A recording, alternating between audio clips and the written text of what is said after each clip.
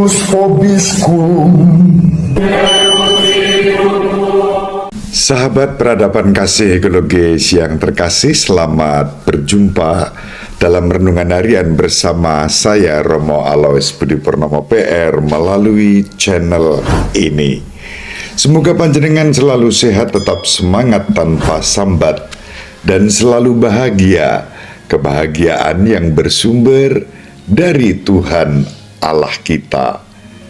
Mari kita awali perjumpaan kita dengan bersatu di dalam doa. Dalam nama Bapa dan Putra dan Roh Kudus. Amin. Allah Bapa, sumber keselamatan semua orang tanpa diskriminasi, Putramu telah mengorbankan diri demi keselamatan seluruh umat manusia, bahkan seluruh alam dan seisinya. Semoga kami pun rela berkorban dan siap sedia berbagi berkat bagi sesama. Demi Yesus Kristus, Putramu Tuhan dan pengantara kami, yang bersama Diko dan Roh Kudus hidup dan berkuasa, Allah yang Maha Esa, Tritunggal Maha Kudus, sepanjang segala masa. Amin. Dalam nama Bapa dan Putra dan Roh Kudus. Amin. Sahabat peradaban kasih ekologis yang terkasih, kita melanjutkan membaca bacaan pertama dari kitab Wahyu bab 14 ayat 1-3, dilanjutkan ayat 4b sampai 5. Aku Yohanes melihat, sungguh anak domba berdiri di bukit Sion, dan bersama-sama dengan dia 144.000 orang. Pada dahi mereka itu tertulis nama anak domba dan nama bapanya. Lalu aku mendengar suatu suara dari langit bagaikan desau air bah dan bagaikan deru guruh yang dahsyat. Dan suara yang kudengar itu bunyinya seperti permainan kecapi.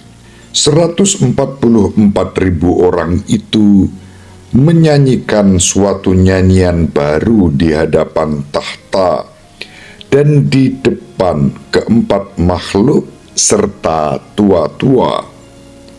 Tidak seorang pun dapat mempelajari nyanyian itu selain ke 144.000 orang yang telah ditebus dari bumi. Merekalah orang-orang yang mengikuti anak domba kemana saja ia pergi.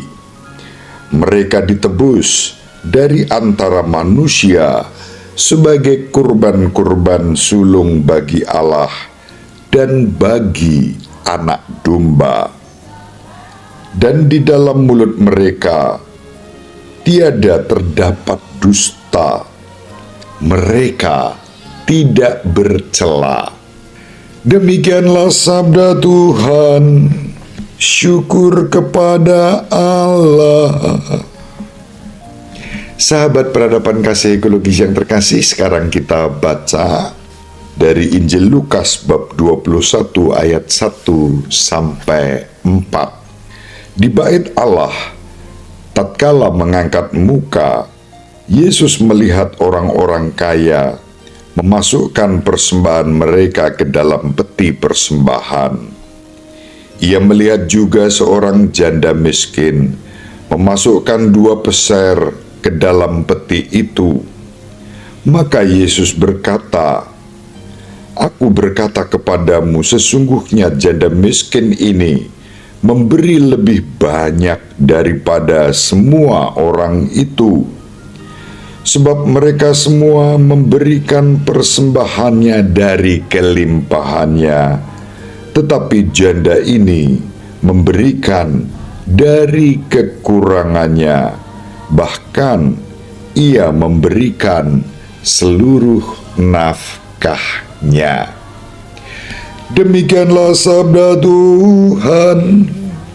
Terpujilah Kristus.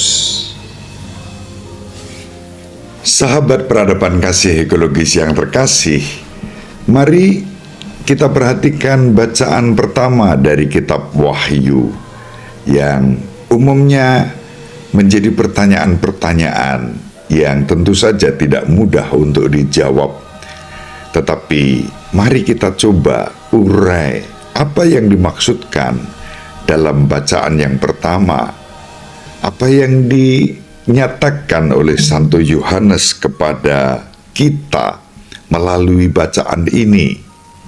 Ada angka misterius yang disebut, yaitu angka 144.000.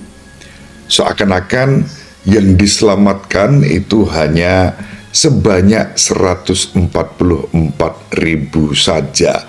Itu tafsiran-tafsiran yang tentu saja tidak dapat dipertanggungjawabkan, untuk tidak mengatakan bahwa tafsiran itu keliru, salah besar. Allah menyelamatkan semua orang, itu yang menjadi kehendaknya. Allah berkenan menyelamatkan semua orang, dan bagaimana Allah menyelamatkan, caranya seperti apa, itu yang dikerjakan oleh Yesus melalui hidup, karya, sengsara, wafat, dan kebangkitannya, serta kenaikannya ke surga. Maka angka 144.000 itu sebetulnya angka simbolik. Kitab suci penuh dengan simbol-simbol, apalagi di dalam kitab Wahyu. Jumlah orang yang diselamatkan di surga pasti lebih dari 144.000 orang. Sebagai prinsip umum dapat kita pegang bahwa memang gereja, khususnya gereja Katolik Roma, tidak memberikan ajaran resmi tentang tafsiran angka itu. Namun gereja Katolik mengajarkan sesuai dengan prinsip dasar di dalam kitab suci bahwa Allah berkenan menyelamatkan semua orang. Ini prinsip dasar. Lalu Tuhan kita Yesus Kristus sendiri mencurahkan darahnya sebagai tebusan bagi semua orang. Itu yang berkali-kali saya jelaskan tidak bosan-bosan dengan mengangkat rumusan konstitutif doa syukur agung, yang ketika imam mengulangi doa syukur agung itu mengambil piala, kata-kata yang diulangi dari yang disabdakan Yesus Kristus, inilah piala darahku, darah perjanjian baru yang ditumpahkan bagimu dan bagi semua orang demi pengampunan dosa. Ini prinsip dasar yang kita pegang. Maka tidak mungkin yang diselamatkan hanya 144.000 orang saja dan eksklusif untuk itu. Sahabat peradaban kasih ekologis yang terkasih, lalu apa artinya 144.000 orang itu? Simbol apakah yang ada di balik angka itu? Gereja kita mengajarkan bahwa apa yang disampaikan oleh kitab Wahyu menjadi antisipasi simbolik. Kalau kita bandingkan, misalnya nanti kalau kita membaca kitab Wahyu bab 20 ayat 6, di sana dikatakan Kristus akan memerintah selama 1000 tahun. Apakah angka 1000 tahun itu harafiah hanya 1000 tahun saja? Tentu saja tidak. Angka 1000 menggambarkan satu waktu yang abadi, yang tak terbatas. jangka waktu yang sangat lama. Maka tidak hanya 1000 tahun harafiah Tuhan kita Yesus Kristus memerintah sebagai Raja semesta alam, tapi tak terbatas oleh ruang dan waktu dalam keabadian. Itu makna simbolik angka 1000 dalam kitab Wahyu bab 20 ayat 6. Kembali pada apa yang kita baca pada hari ini. Angka 144.000 orang tidak dimaksudkan untuk membatasi jumlah yang diselamatkan hanya sebanyak 144.000 orang saja. Mari kita baca teks hari ini dan kita hubungkan dengan yang sudah pernah kita baca, yaitu dalam kitab Wahyu bab 7. Di sana juga disebut angka 144.000 hamba Tuhan. Lalu ditambah keterangan 12.000 dari setiap suku Israel. Tentu saja hal ini tidak dimaksudkan bahwa hanya 144.000 yang akan diselamatkan. Sekali lagi, angka itu simbolik. Lalu simbolisme apa yang dihadirkan melalui angka itu? Angka itu merupakan simbolisme kepenuhan secara keseluruhan dan utuh, bahwa yang akan diselamatkan itu tak terhitung banyaknya. Baca kitab Wahyu bab 7 ayat 1 sampai 9. Ada jumlah yang tak terhitung banyaknya dari segala bangsa, dari segala suku, kaum, dan bahasa. Maka tidak hanya 144.000 saja. Nah, apa yang dikatakan dalam kitab Wahyu bab 7 dapat menjadi dasar untuk memahami yang diwartakan kepada kita pada hari ini dalam kitab Wahyu bab 14 ayat 1 sampai 5. Angka yang sama disebut. Bagaimana gereja Katolik memahami simbolisme itu? Sahabat peradaban kasih ekologis yang terkasih, secara keseluruhan gereja menganggap angka 144.000 adalah angka simbolik. Ke 144.000 adalah gambaran gereja secara keseluruhan dengan seluruh anggotanya. Angka 144.000 adalah 12 kali 12 kali 1000. 12 suku Israel, itu perjanjian lama, lalu 12 rasul di dalam perjanjian baru sebagai kepenuhan perjanjian lama, kali 1000.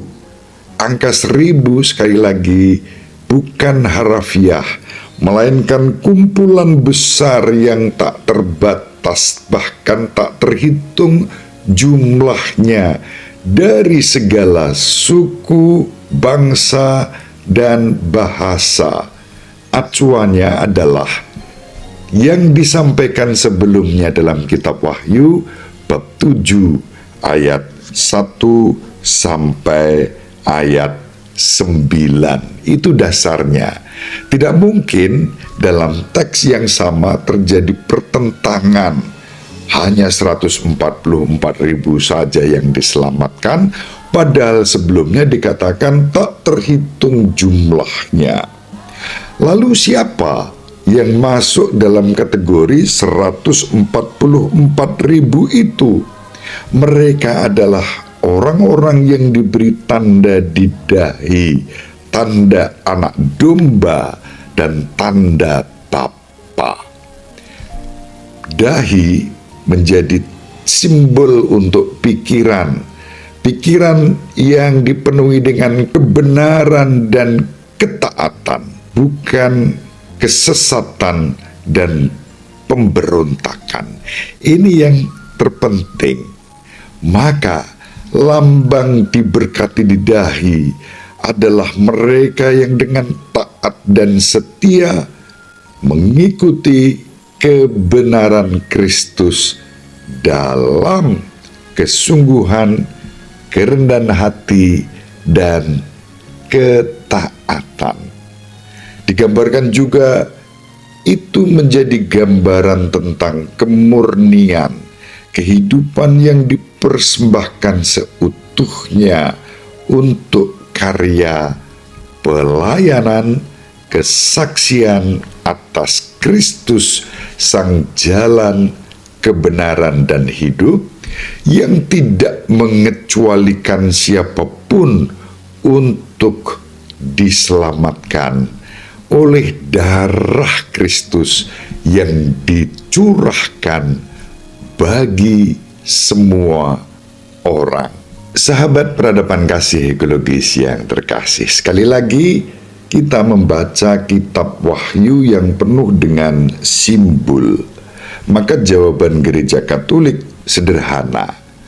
Kembali ke kitab Wahyu yang merupakan kitab yang penuh dengan simbolisme, angka, periodisasi, semua itu adalah simbol.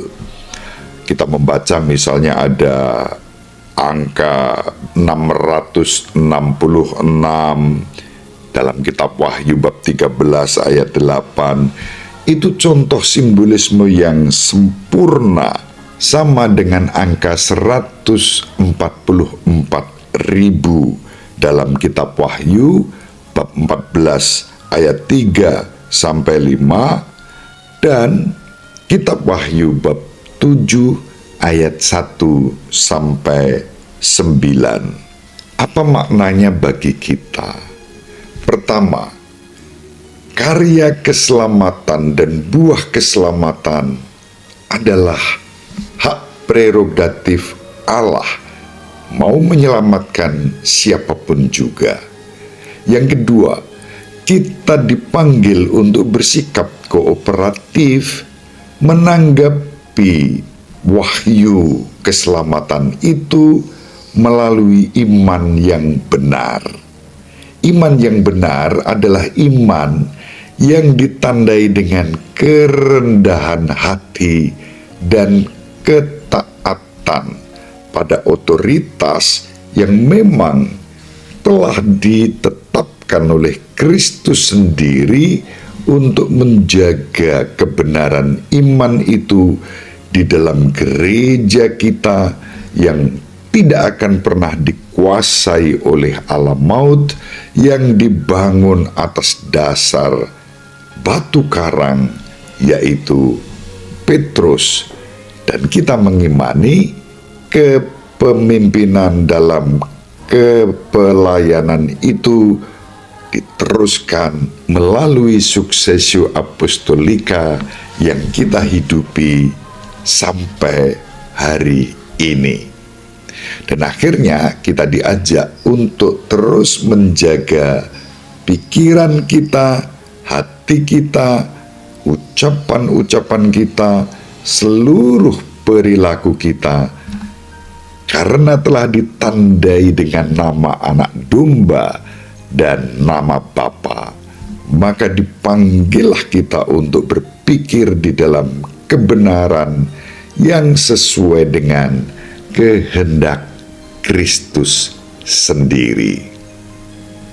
Mari kita saling mendoakan agar kita diberi rahmat untuk hidup dalam kerendahan hati, ketaatan, dan syukur sambil memuji dan memuliakan Allah Bapa, Putra, dan Roh Kudus bersama dengan pujian-pujian surgawi dalam doa, ibadah, karya, dan pelayanan kita.